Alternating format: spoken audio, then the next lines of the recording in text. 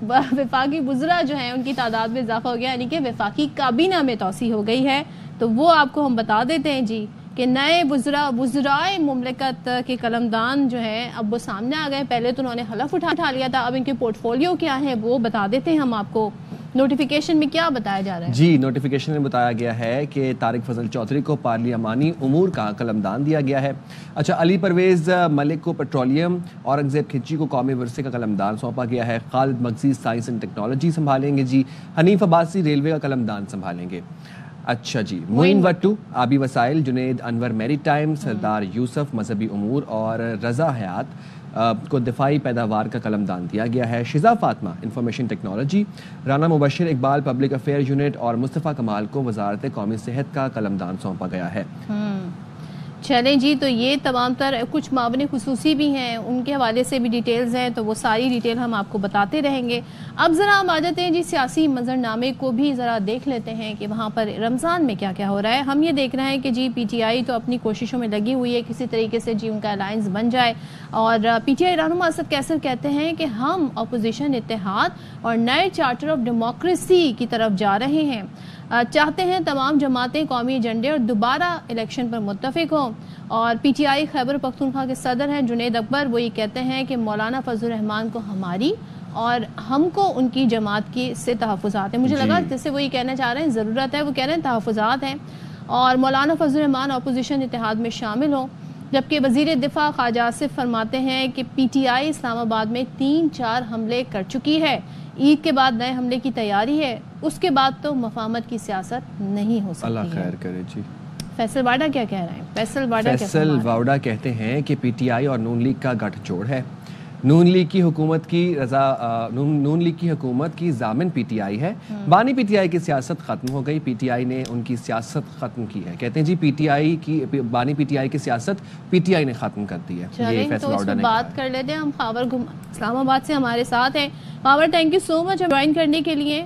اور ذرا بتائیے گا، باتیں ہو رہی ہیں جی کہ چارٹر آف ڈیموکریسی بنے گا. آلریڈی ایک چارٹر آف ڈیموکریسی موجود ہے، اس پر ہم دیکھتے ہیں جماعتیں جو ہیں اب بھی کہتی ہیں کہ پوری طرح عمل درآمد نہیں ہوا. اب ایک نئے چارٹر آف ڈیموکریسی کی بات کر رہی ہے، وہ بھی تحریک انصاف. تو آپ سمجھتے ہیں صرف 2-3 جماعتوں سے یہ چارٹر آف ڈیموکریسی بنا لیں گے یا تمام جماعتوں کو ملانا ہوگا؟ پہلی تو بات تو یہ جے یو آئی اس پہ راضی ہوگی بھی کہ نہیں، کیونکہ 1.5 سال تو ہو گیا ہے ان کو پاس بلاتے جی آ جائیں ہمارے ساتھ شامل ہو جائیں. بہت شکریہ پروگرام میں دعوت دینے کے لیے. دیکھیں، سیاست کے اندر ویسے تو آپ کو پتا ہے ہر روز ہی نیا دن ہوتا ہے اور نئے اتحاد بنتے ہیں، نئے اتحاد ٹوٹتے ہیں. ہم نے کبھی یہ سوچا نہیں تھا کہ پاکستان پیپلز پارٹی اور نون لیگ مل کے حکومت کریں گے. وہ ہم دیکھ رہے ہیں کہ وہ مل بیٹھے ہوئے ہیں وفاق کے اندر، بلوچستان کے اندر. اسی طرح جس انداز سے پاکستان تحریک انصاف اور جے یو آئی ایف خاص طور پر جو ایک دوسرے کے حوالے سے بیان بازی کیا کرتے تھے جلسے جلوسوں کے اندر، وہ بھی ہم نے دیکھا سنا. اور کبھی نہیں سوچا تھا کہ ہم دیکھیں گے کہ پاکستان تحریک انصاف جو ہے وہ مولانا صاحب کہ ہر موقع کے اوپر ان کی تلاش میں ہوگی اور ان سے ملاقات کا بہانہ ڈھونڈے گی. اب وہ ان کو روپن کرنے کی بھرپور کوشش کر رہے ہیں کہ مولانا صاحب ان کے ساتھ مل جائیں. اور میں سن رہا تھا کہ کامران مطلق صاحب جو ان کے سینیٹر ہے وہ کہہ رہے ہیں کہ ہمارے جو کنسرنز ہے وہ آلریڈی ہم نے بتائے ہوئے ہیں، ہم نے جو پی ٹی آئی کی قیادت کے سامنے رکھے ہوئے ہیں کہ ان کو ایڈریس کیا جائے، اور ابھی تک ہمیں کوئی جواب نہیں ملا. دوسری طرف پی ٹی آئی والے یہ کہتے ہیں کہ ہم نے اپنے قائد سے کچھ ہدایات لینی ہے، وہ ہماری ملاقات نہیں ہو پا رہی، اور ایک آدھ ملاقات ہوئی ہے، وہ پیغام ملا ہے مولانا صاحب کے لیے قائد کی طرف سے. اب وہ سلمان اکرم رایا صاحب نے پیغام دینا ہے. مولانا صاحب غالباً ملک سے باہر ہیں اور میرے خیال میں کل ان کی واپسی ہے، تو وہ ان کو پیغام دیں گے.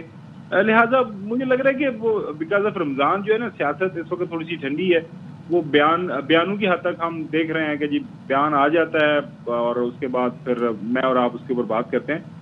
اصل جو سیاست جو ایکسپیکٹڈ ہے تھوڑی سی اس کے اندر تحریک پیدا ہوگی وہ عید کے بعد ہی ہوگی. خاور لیکن جو کوششیں کی جا رہی ہیں اب کے ساتھ مل جائیں، لیکن وہ کوششیں کوئی رنگ لے کر نہیں آ رہی ہیں، تو وہ آپ کو اس میں سیریسنس دکھائی دے رہی ہے؟ پریکٹیکلی اسپیکنگ ایسا ہو بھی پائے گا چاہے رمضان کے بعد ہی ہم اگر بات کریں تو؟ دیکھیں، جو سب سے اہم ایشو ہے، جو سوال ہے وہ یہ کہ کیا تحریک انصاف اور مولانا فضل الرحمان جو ہے ایک ہی کسی نقطے کے اوپر متفق ہو جائیں گے، یا ایک کنٹینر کے اوپر مولانا صاحب اور کل کو جو پی ٹی آئی کے قائد ہیں وہ کٹھے کو تحریک چلانے کے لیے راضی ہو جائیں گے. یہ بڑا ایک غیر معمولی واقعہ ہوگا. ظاہر ہے دونوں کا تعلق کے پی سے ہے, خاص طور پر پی ٹی جو جے یو آئی ایف کی کانسٹیچوئنسی ہے وہ تو ہے ہی خیبر پختونخوا, اور ان کے وہاں موجودہ جو چیف منسٹر ہیں وہ ڈیرہ اسماعیل خان, وہ ہرا کے آئے ہوئے مولانا صاحب اور ان کے باقی جو پارٹی کے لوگ ہیں, تو وہ اس سے ناخوش ہے.